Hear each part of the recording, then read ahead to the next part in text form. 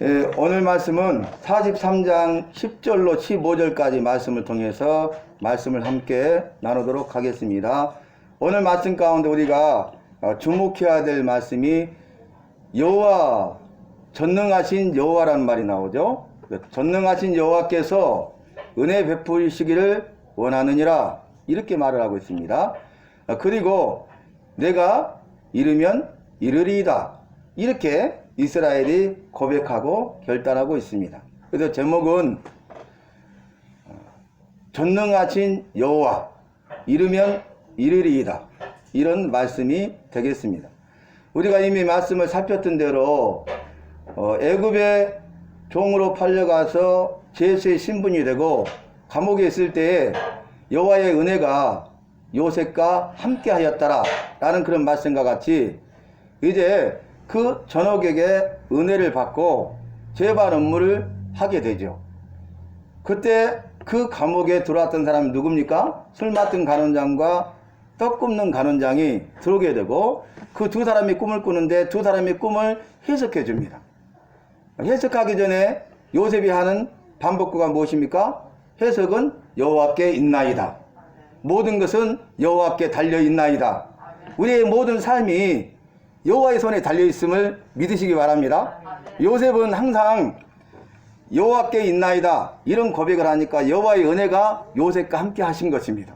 우리도 요셉과 같이 모든 것은 여호와께 달려있나이다, 여호와의 손에 있나이다 하고 이 모든 것들을 맡기면 여호와의 은혜가 우리와 함께 하셔서 그 모든 문제를 해결해 주실 줄로 믿습니다. 우리가 마음에서 온 기도 제목이 있잖아요.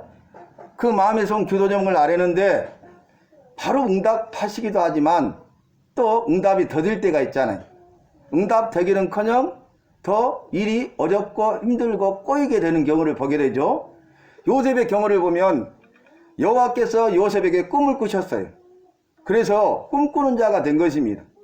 요셉이 꿈을 꿨기 때문에 꿈꾸는 자가 된 것이 아니, 여호와께서 요셉에게 꿈을 주셨어요. 그리고 요셉은 이제 주신 꿈을 마음에 간직하면서 꿈꾸는 자로 살아갑니다. 그런데 여호와께서 주신 꿈과는 전혀 반대잖아요.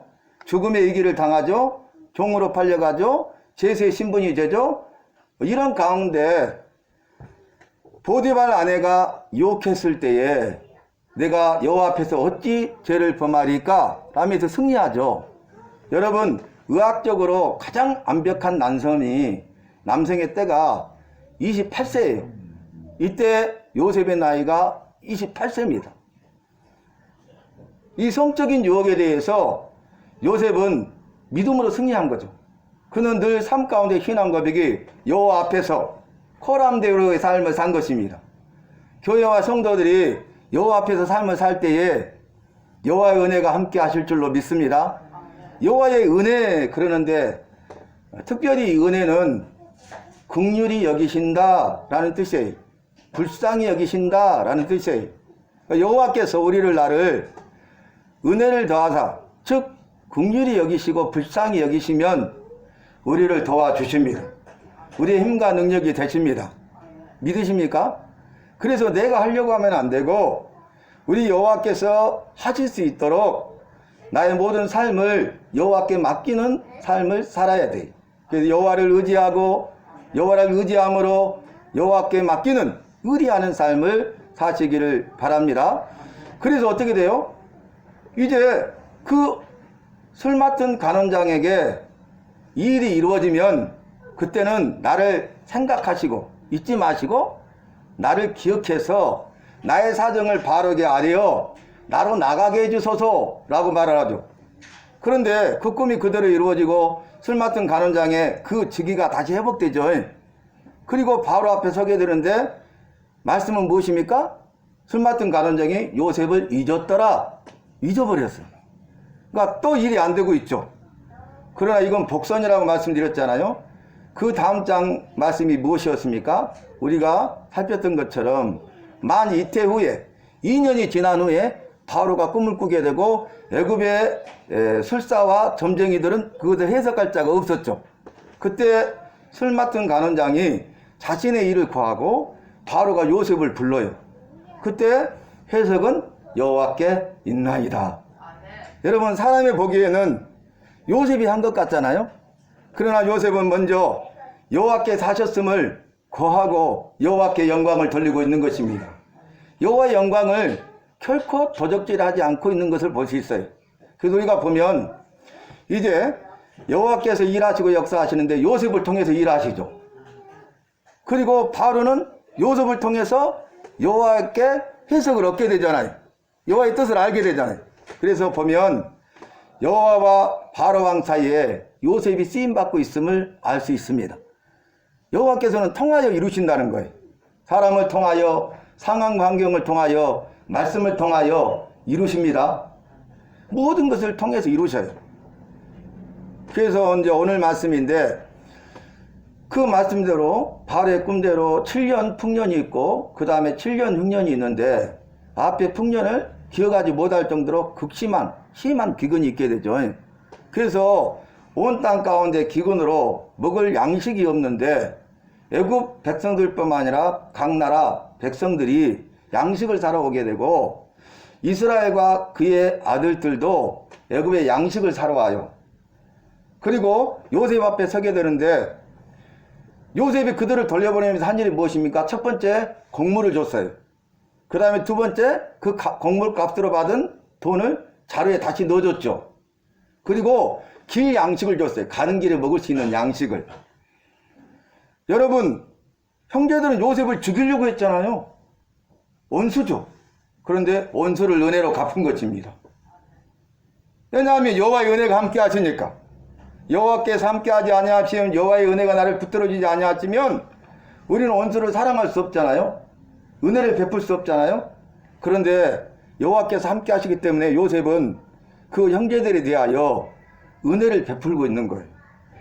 여호와의 마음처럼 그들을 긍휼히 여기고 불쌍히 여기는 마음을 가진 것입니다. 그리고 나서 이제 오늘 말씀인데, 양식이 다 떨어져서 이스라엘이 다시 가서 양식을 조금 사오라 이렇게 말을 해요. 여러분, 가나안 땅에서 애국까지는 열흘길이에요. 열흘길. 왔다 갔다 20일이잖아요. 지체하는 기간까지 있잖아요. 그런데 그때 말하기를, 그 사람이 요셉이죠. 아우를 데리고 오지 아니하면, 막내 아들 누굽니까? 베냐민을 데려오지 아니하면 나를 보지 못하리라. 이렇게 하면서 먼저 곡식을 사고 보낼 때 누구를 결박하여 옥에 가두고 보냈습니까? 시므온을 옥에 가두고 남은 형들을 보내면서 다음에 너희 막내 아우를 데리고 오라. 그러면 내가 너희를 믿으리라. 너희가 정탐꾼이 아님을, 너희가 진실함을 내가 믿으리라. 이렇게 요셉이 말을 했잖아요. 그래서 이제 이렇게 유다가 말을 합니다. 만약에 아버지께서 우리로 하여금 아우를 함께 데려가게 하면 우리 온 가족이 살고 다 죽지 아니하리라. 어떤 상황이 임한 겁니까? 이제는 다 죽게 생겼어요. 다 굶어 죽게 생겼잖아요. 그러니까 아우를 데리고 가면 우리 가족이 다 살고 죽지 않을 것입니다. 이렇게 말해요. 그리고 아버지께서 이렇게 지체하지 않았다면 우리가 이미 2번 왔다 갔다 했을 것입니다. 라고 말을 하죠. 여러분, 이제 오늘 말씀이 들어가요. 오늘 말씀 가운데 이 이스라엘은 12아들 가운데 요셉을 잃어버렸죠. 그 슬픔과 고통을 당했잖아요. 요셉은 이미 죽은 거예요.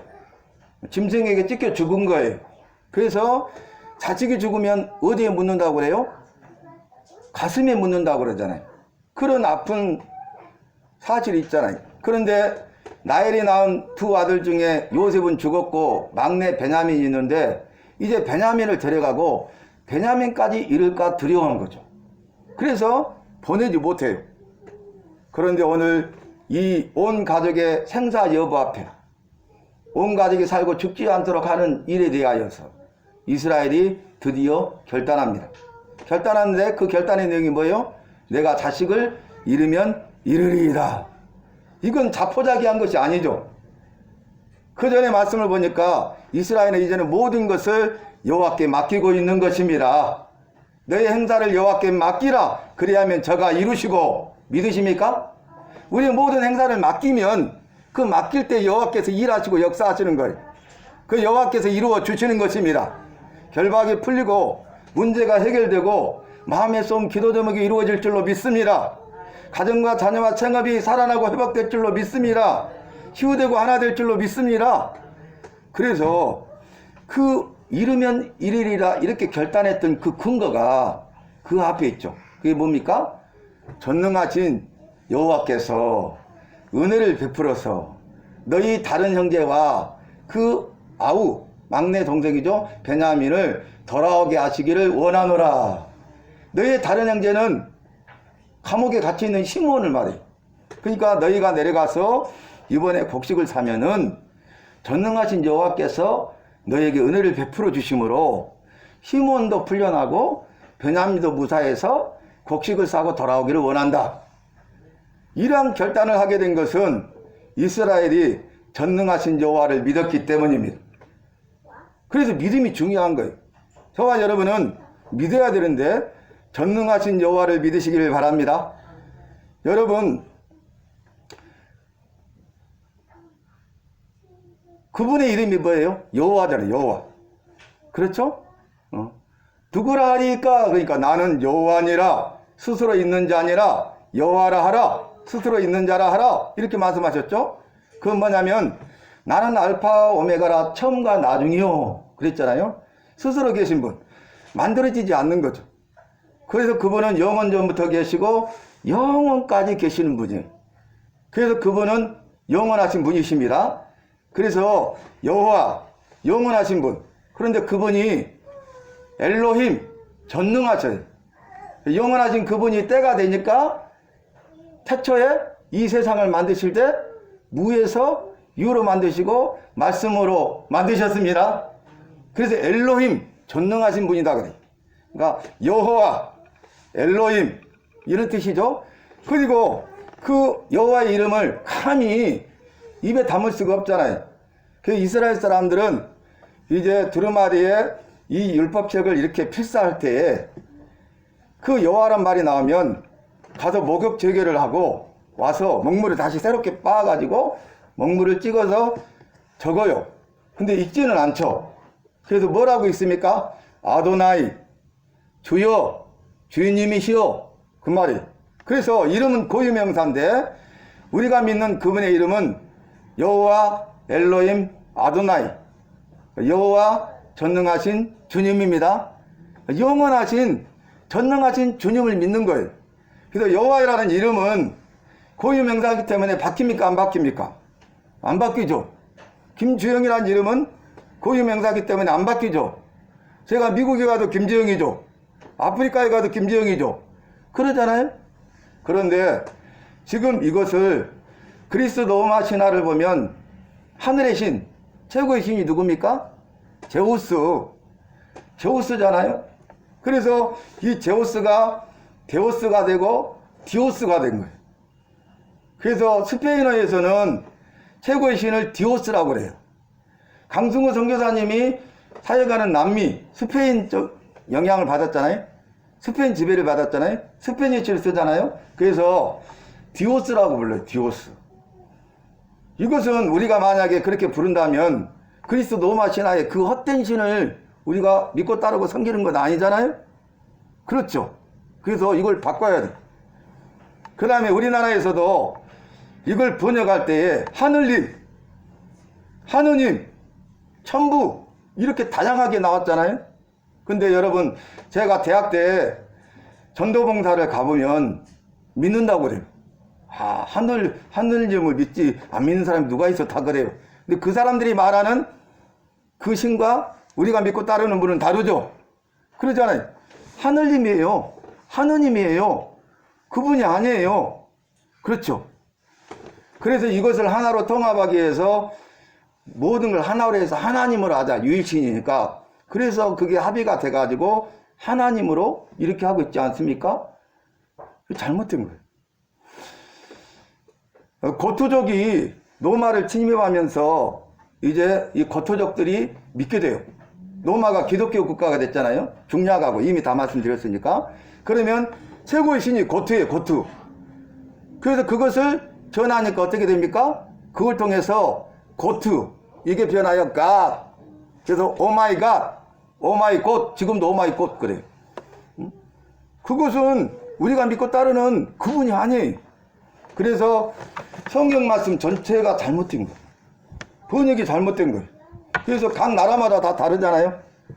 그 나라의 최고의 신을 번역하잖아요. 우리가 믿고 따르는 그분이 아니잖아요. 그래서 저와 여러분은 여호와 전능하신 주여 이렇게 해야 돼요.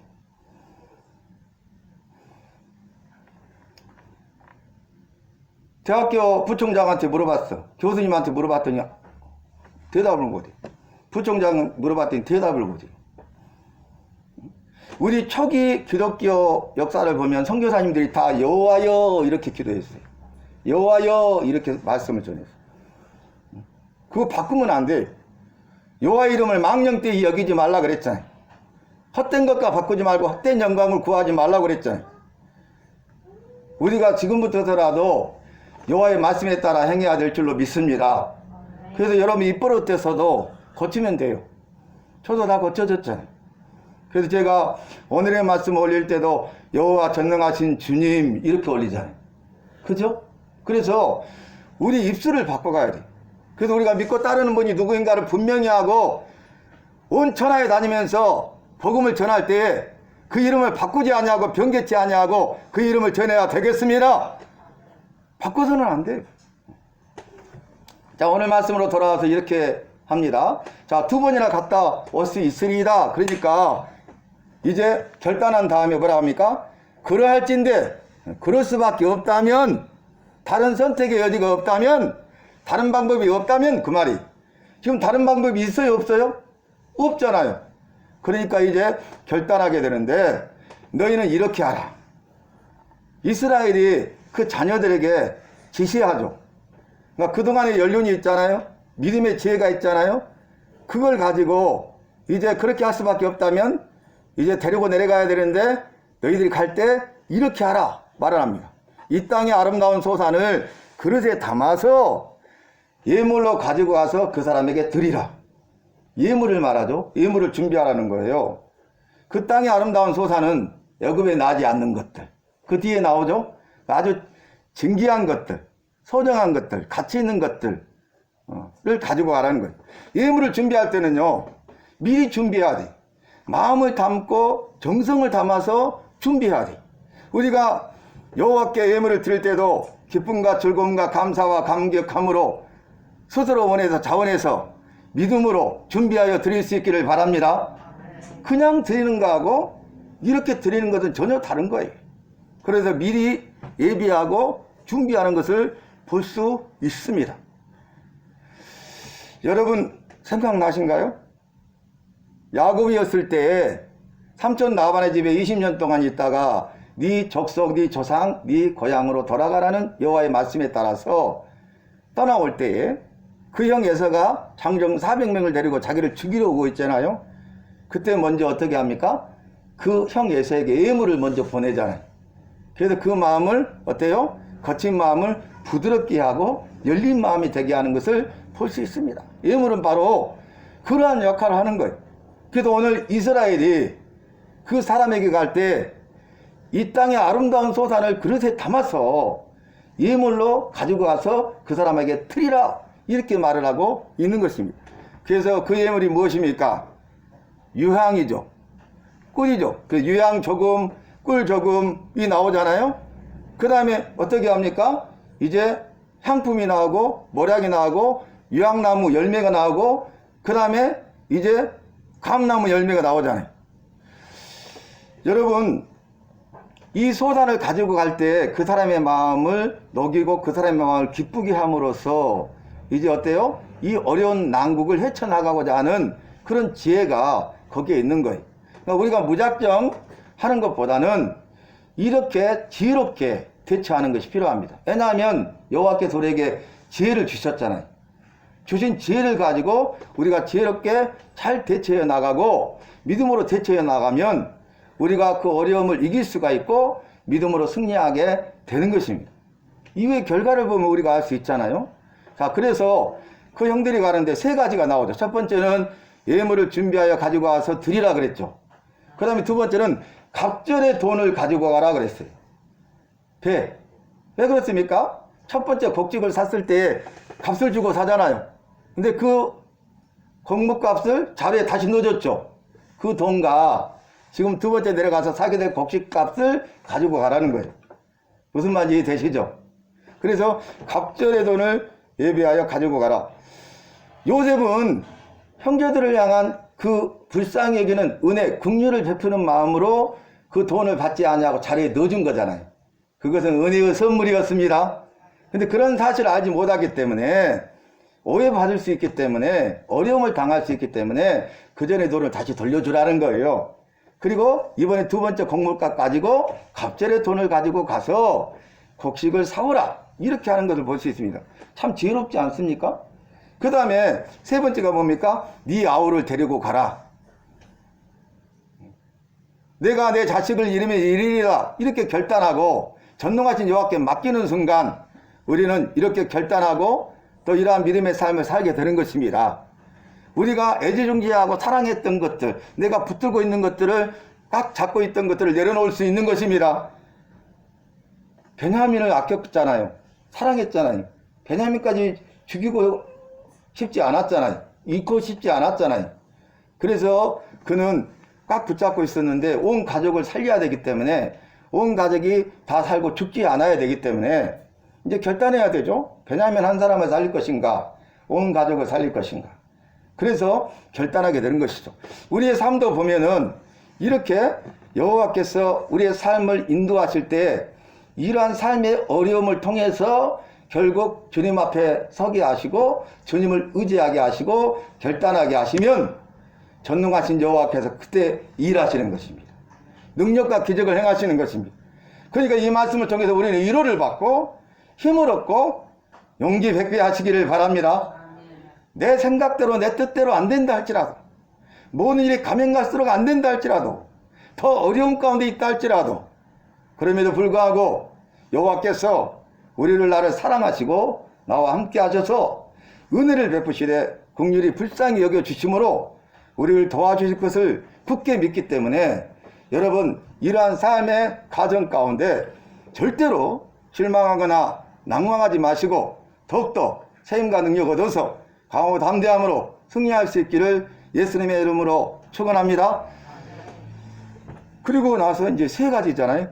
베냐민까지 데리고 가라는 거예요. 그래서 그들이 아버지 말대로 행하죠. 첫 번째 예물을 준비했어요. 그대로 준비했겠죠? 그 다음에 두 번째 갑절의 돈을 준비했네요. 마지막 절 보니까 오늘 본문 설교에.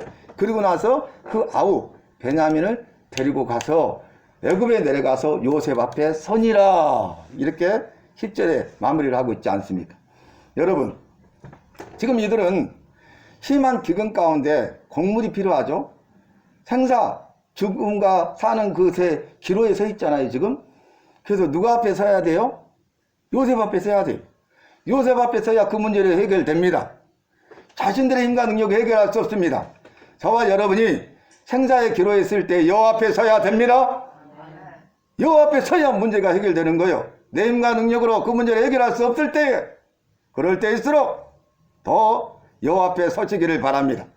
우리가 여호와 앞에 나와서 여호와를 만나고 여호와를 직면하고 여호와를 대면할 때 영역간의 모든 문제 해결자이신 여호와께서 우리 하나와 함께 하시고 내 편이 되셔서 나를 도와주실 때 그 문제는 해결되고 우리는 그 일을 통해서 여호와의 사랑과 살아계심을 체험할 뿐만 아니라 이를 통해서 주님께 영광 돌리고 잘했다 인정받고 칭찬받고 복을 받을 줄로 믿습니다.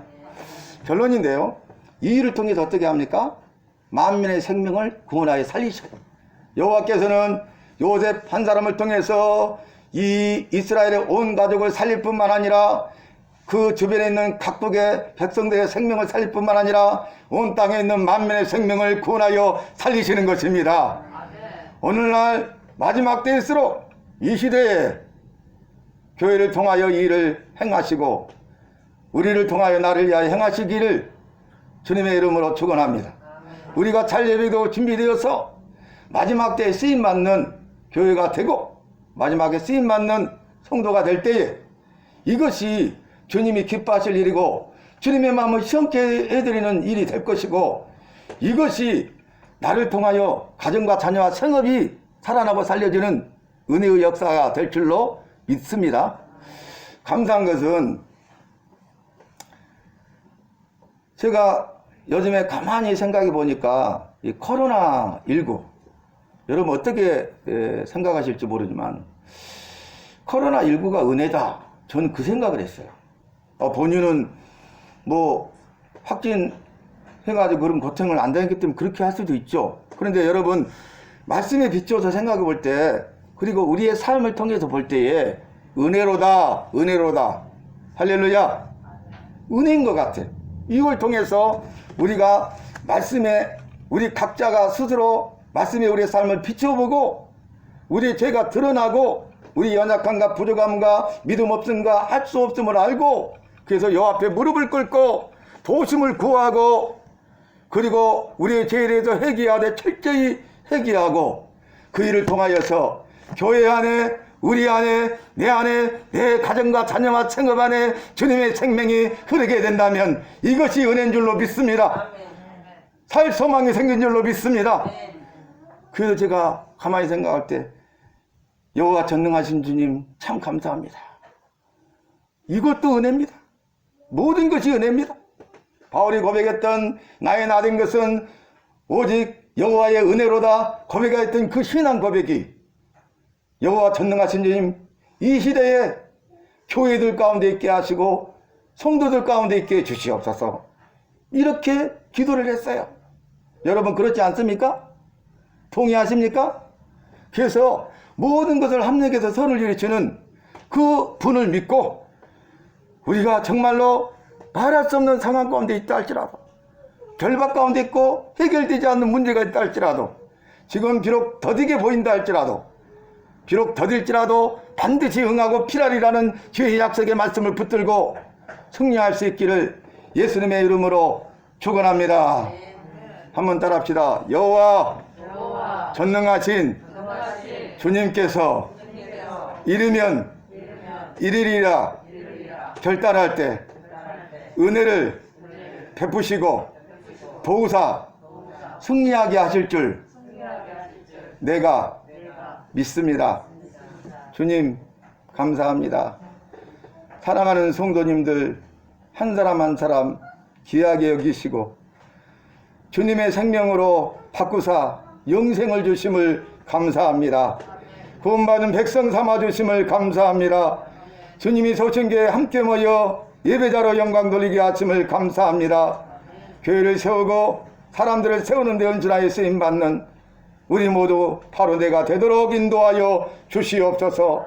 전능하신 여호와를 붙들게 하여 주시옵소서. 내가 이르면 이리라 결단하게 하여 주시옵소서. 모든 것이 주님의 은혜임을 깨닫고 준비되어 쓰임받는 우리 모두가 되게 하실 줄로 믿습니다. 내가 믿습니다. 예수님의 이름으로 기도하옵나이다. 아멘. 감사합니다.